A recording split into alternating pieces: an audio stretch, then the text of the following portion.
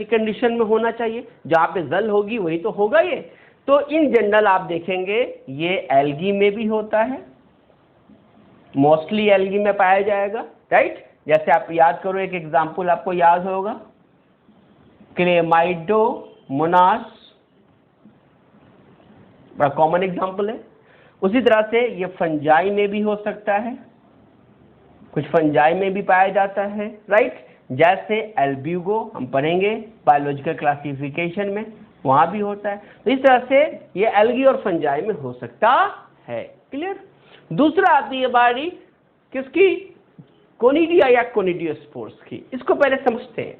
ये देखो ये स्ट्रक्चर इसका आप देखें कोनिडिया का कैसे बनता है, तो आपको ऐसे दिखाई देगा। ये फंजाई में ही है, ये एल्गी में नहीं होता, ये केवल फंजाई में होता है। दूसरी बात ये देखेंगे आप, ये एक स्ट्रक्चर बना यहाँ पे, यही एक बॉटल शेप स्ट्रक्चर बना आता है, ऐसे देख रहे हैं। और इसी बॉटल शेप के स्ट्रक्चर पे सेंटर से ऊपर, बेस से ऊपर की तरफ धीरे धीरे ये ऊपर बढ़ता जाएगा साइज, और ऐसे होगा। तो ये कैसे अरेंज है, अब आप ध्यान दें, पूरे स्ट्रक्चर को ध्यान दें, तो आपको लगेगा कि भाई ये पूरा का पूरा आप जो ये देख रहे हो ना, ये चेन में पड़ा हुआ कौन है, कोनिडिया। बस में गई। और यहाँ पर आप देख सकते हैं कि ये स्ट्रक्चर जो बनाया यही है स्टेरिगमाटा, ठीक है।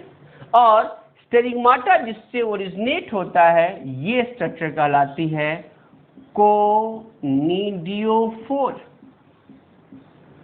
बस में गई, कोनिडियोफोर, ठीक है। अब आप देखें, समझे, तो ये हो गया माइसीलियम। माइसीलियम से जो ब्रांच निकला कोनिडियोफोर, उससे जो बॉटल शेप स्ट्रक्चर निकलती है, इससे हम स्टेरिगमाटा या फियालिट्स बोलते हैं। और इसके ऊपर जो चेन में स्पोर्स निकलता है, that very spore is called conidia और कोनिडियोस्पोर। अब आप दोनों को कंपैरिजन करें, यहां हमारे पास क्या था, यहां पे हमारा था ये जूस्पोर, ये जूस्पोर था। जूस्पोर में फ्लैजेला था, इसलिए ये मोटाइल था। यहां कोई फ्लैजेला जैसी कोई रचना नहीं है। इसका मतलब ये जो कोनिडिया है वो फ्लैजलेटेड नहीं है, नॉन फ्लैजलेटेड है। और जब नॉन फ्लैजलेटेड है तो मोटिलिटी भी नहीं होगी, तो नॉन मोटाइल होगा। तो आपने क्या देखा, ये जो स्ट्रक्चर है ये कैसा होगा, it is non motile, flagella नहीं है, तो ये नॉन फ्लैजलेटेड हो गया। ये प्रोड्यूस कहाँ हुआ, बॉडी के अंदर, लेकिन ये कहाँ प्रोड्यूस हुआ, बॉडी के बाहर, राइट। तो ये अंदर, इसलिए आपने क्या बोला था, एंडो, अंदर, जेनस उत्पन्न होना, बट इसकी उत्पत्ति एक्सो हुआ, बाहर हुआ। तो टर्मिनोलॉजी क्या हो जाएगी, जल्दी आप बताओ, एक्सोजेनस। तो ये हो गया एक्सोजेनस। और एक्सोजेनस का क्या मतलब हुआ, ये कैसे प्रोड्यूस हो रहा है, एट द टिप ऑफ स्टेरिगमाटा। कैसे प्रोड्यूस हो रहा है, चेन में। और अरेंजमेंट कैसी है, बेसिपिटल। इसका मतलब आप बोल सकते हो कि कोनिडिया क्या हो रहा है, produced in chain basipetally at the tip of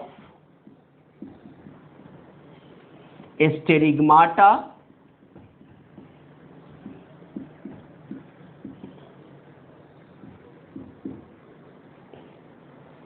on at the tip of sterigmata of या on कोनिडियोफोर।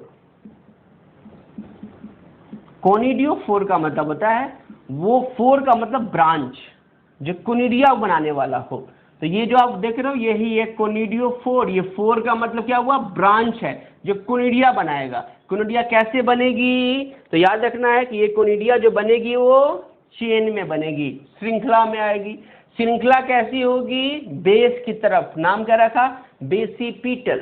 कहाँ आएगा, टिप किसके टिप पर? ये बॉटल शेप स्ट्रक्चर है स्टेरिगमाटा, उसके टिप पे आएगा। और ये कहां बैठा हुआ है? कोनिडियोफोर के ऊपर बैठा हुआ है, right. And this whole structure is called as, आप देखोगे ये होल स्ट्रक्चर जो है, इन सभी को आप एक साथ जोड़ोगे ना, इन सभी स्ट्रक्चर को, तो हम इसको बोलते हैं पेनिसिलस। क्या बोलते हैं? हम इसे बोलते हैं पेनिसिलस। अब आप ध्यान दो, इसको क्या बोलते हैं? पेनिसिलस। और पेनिसिलस वर्ड जब वैज्ञानिकों ने देखा, क्यों पेनिसिलस? क्योंकि ये ऐसा एक है, ऐसा ही जब 4-5 होगा तो ऐसा लगेगा जैसे ब्रश लाइक स्ट्रक्चर है, और ब्रश या झाड़ू ब्रूम लाइक स्ट्रक्चर को ही पेनिसिलस कहा गया। और ये पेनिसिलस वर्ड से आया पेनिसिलियम, और पहली बार इसी पेनिसिलियम से बैक्टीरिया को मारा गया था, इसलिए फर्स्ट एंटीबायोटिक का निर्माण जो हुआ उसका नाम क्या है? पेनिसिलिन। याद आ रहा है? अलेक्जेंडर ने जो खोजा था, राइट। नाउ तो मैं बात कर रहा था ये कहाँ पाया जाता है, एग्जाम्पल तो आपको याद रखना है पेनिसिलियम में। एक और एग्जाम्पल भी आप याद रख सकते हैं फंजाई का, एस्परजिलस में। ये दोनों ही एस्कोमाइसिटीज में है, पढ़ेंगे हम लोग। तो इस तरीके से हमने पढ़ा कि दो तरह के हमारे पास क्या हो गए भाई, दो तरह के असेक्सुअल स्पोर हुए, एक हुआ जूस्पोर, एक हुआ कोनिडिया या कोनिडियोस्पोर, और एक मोटाइल है, non motile, flagellated, non flagellated, endogenous, exogenous. ये अंडर प्रोड्यूस हुआ किसके? जूस्पोरेंजियम के। ये किसके बाहर प्रोड्यूस होगा? Tip of sterigmata of conidiophore. और ये पाया गया फंजाई में, पेनिसिलियम और एस्परजिलस में, राइट। तो ये दूसरा हमने पढ़ा, पहला तो पढ़ा बडिंग के बारे में, दूसरा हमने पढ़ा किसमें? दूसरा हमने पढ़ा असेक्सुअल स्पोर्स के बारे में। आइए अब थर्ड जो इसके टाइप्स हैं वो देखें। थर्ड टाइप्स कहलाता है फ्रेगमेंटेशन, विखंडन इसको बोलते हैं। फ्रैगमेंट्स टूट जाएंगे और फेवरेबल कंडीशन में पुनः उस फ्रैगमेंट से पूरी बॉडी का निर्माण होगा, and this is called fragmentation, right. और ये एल्गी और फंजाई दोनों में ही कॉमन है, ठीक है। अब देखिए third, fragmentation.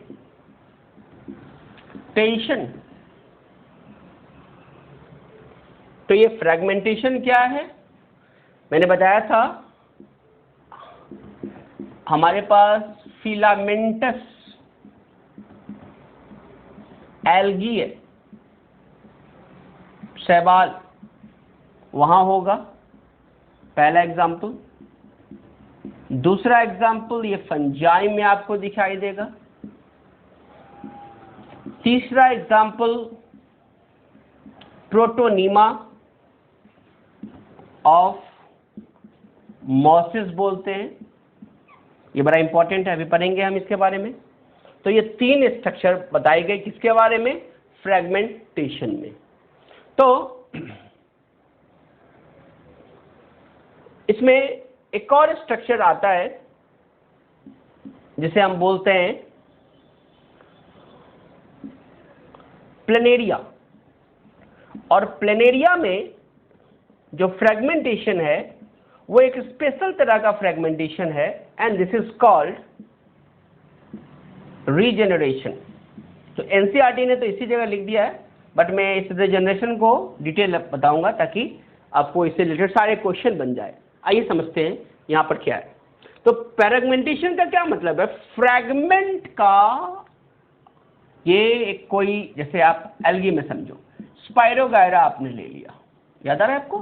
Spirogyra, spirogyra, right, green filamentous algae है।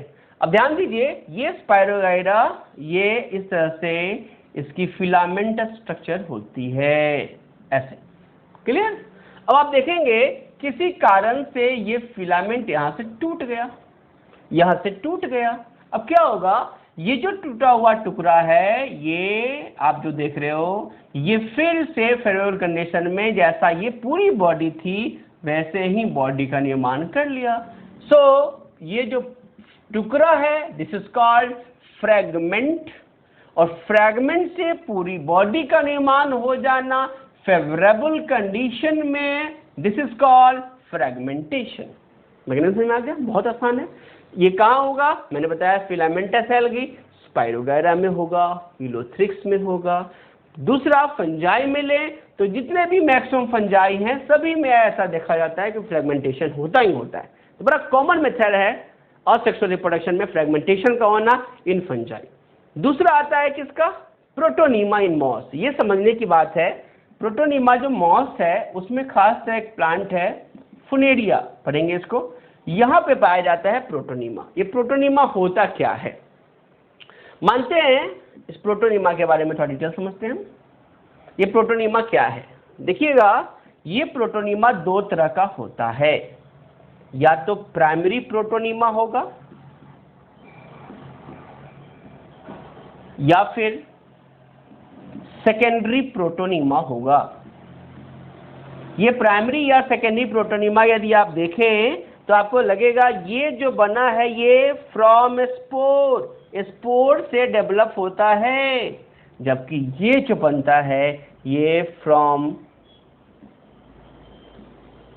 Non sporic part, non sporic part से बनता है। कौन? प्रोटोनीमा। होता क्या है? ये स्पोर है, यहां ड्रॉ करता हूं डायग्राम, आइए ये देखिए होता क्या है, ये स्पोर है। अब इस स्पोर क्या होगा, ये धीरे धीरे फिलामेंट स्ट्रक्चर बना देगा, ऐसे देख रहे हैं ना। तो ये स्पोर जो फिलामेंट जैसा बना दिया, ये जो फिलामेंट स्ट्रक्चर आप देख रहे हो इसी को बोला प्रोटोनीमा। चूंकि प्रोटोनीमा ये फिलामेंट स्ट्रक्चर है और इसी से पूरी बॉडी बन जाएगी, फिर इससे पूरी बॉडी किसकी बनेगी? फ्यूनेरिया की पूरी बॉडी इससे बनने वाली है। ओके, तो ये जो फ्रैगमेंट है ये पूरा का पूरा फ्यूनेरिया बना देगा, और ये फ्रैगमेंट बना किससे? स्पोर से। क्योंकि स्पोर से बना इसलिए कैसा है? ये प्राइमरी प्रोटोनीमा है। प्रोटोनीमा क्या है? ये एक स्ट्रक्चर है। कैसा स्ट्रक्चर है प्रोटोनीमा? तो आप बोल सकते हो ये फिलामेंटस एंड जुवेनाइल स्ट्रक्चर है। और ये जो फिलामेंटस और जुवेनाइल स्ट्रक्चर है या तो वो स्पोर से बनेगा तो प्राइमरी प्रोटोनीमा बोलेंगे, हो सकता है बिना किसी स्पोर दूसरे बॉडी से बने। अब दूसरा बॉडी फिर क्या हो सकता है? हो सकता है राइजोइड्स हो। क्वेश्चन आया हुआ है कि भाई नॉन स्पोरिक है तो नॉन स्पोरिक कहां से होगा? कौन सा पार्ट होगा जो स्पोर नहीं है दूसरे से बन रहा है? वो राइजोइड्स हो सकता है। मतलब अब इसको आप समझे, पूरी बॉडी आप देखेंगे प्रोटोनीमा में तो आपको ऐसा दिखाई देगा।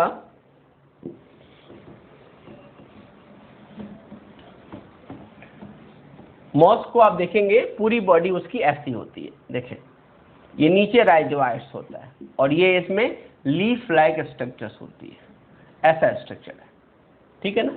तो ये पूरा का पूरा प्रोटोनीमा ये ऐसा बॉडी बना देगा। जो मैं बोल रहा था किसका स्ट्रक्चर है? फ्यूनेरिया का स्ट्रक्चर है। अब मैं बोल रहा हूं ये जो नीचे जो आपने बनाया यही है कौन? राइजोइड्स। बस हमारी ये कौन है? राइजोइड्स।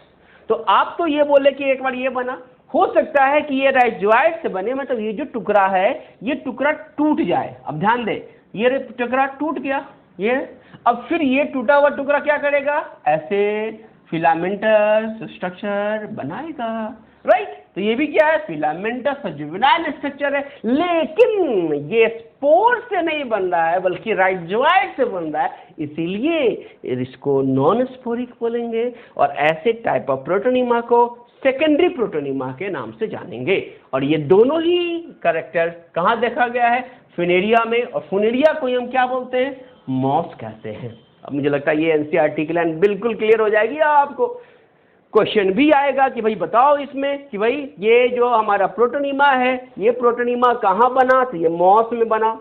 और ये मॉस में कहाँ बना है? तो आपने देखा कि ये कहाँ बना है? ये बना है फ्यूनेरिया के अंदर बना है। क्लियर? तो ये हो गया फ्रेगमेंटेशन के बारे में।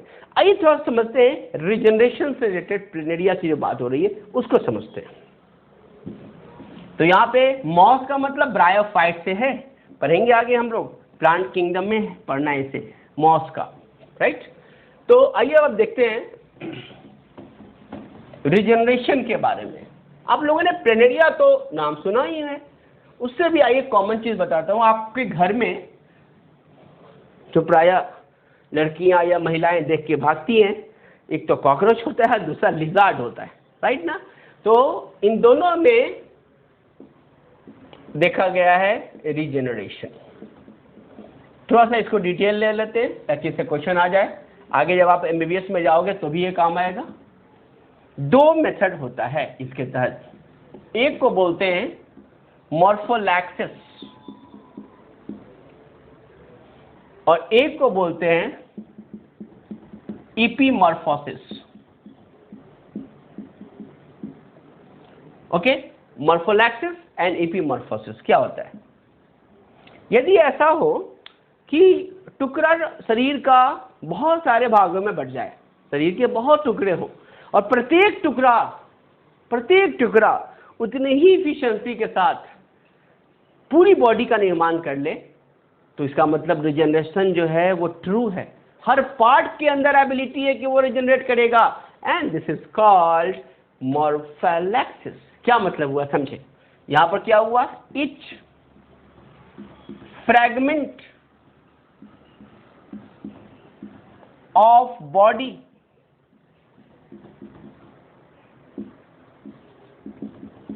Give rise to entire body, पूरी की पूरी बॉडी का निर्माण कर लेगा, जबकि यहां ऐसा नहीं है। यहां पर क्या हुआ? Only lost part is gained. जो टुकड़ा का नुकसान हुआ है केवल उसी टुकड़े का निर्माण होगा। This is called एपीमॉर्फोसिस। अब आप समझे, मैंने बताया इसका एग्जाम्पल प्लेनेरिया। प्लेनेरिया में क्या होता है, ये स्ट्रक्चर याद होगा आपको, ऐसे बना इसका स्ट्रक्चर। अब आप देखेंगे यदि इस स्ट्रक्चर को आपने 3 भागों में बांट दिया, ये काटा, ये 4 भागों में काटा, तो क्या होगा? हर टुकड़ा 1 2 3 4 चारों के चारों टुकड़े यदि फिर से पूरी की पूरी बॉडी बना दे, this is found in planaria and this is called. Question आया हुआ है 2012 में, क्वेश्चन आया हुआ है 2016 में भी क्वेश्चन आया हुआ है। क्या? नीट में, एआईपीएमटी में, कि भाई ट्रू रीजनरेशन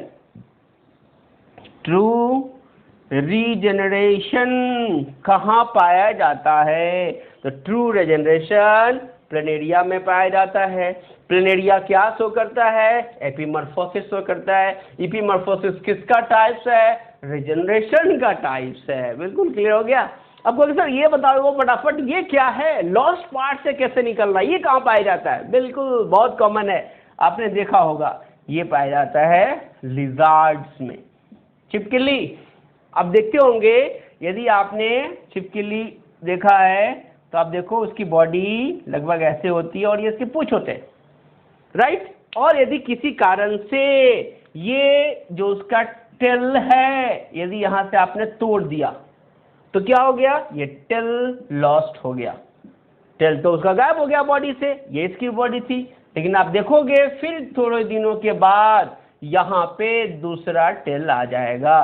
तो यहाँ पर क्या दिया? ये जो न्यू टेल है, नई पूंछ आ गई उसकी, इसका मतलब only lost part is gained. जो लॉस्ट पार्ट है वही वापस आएगा।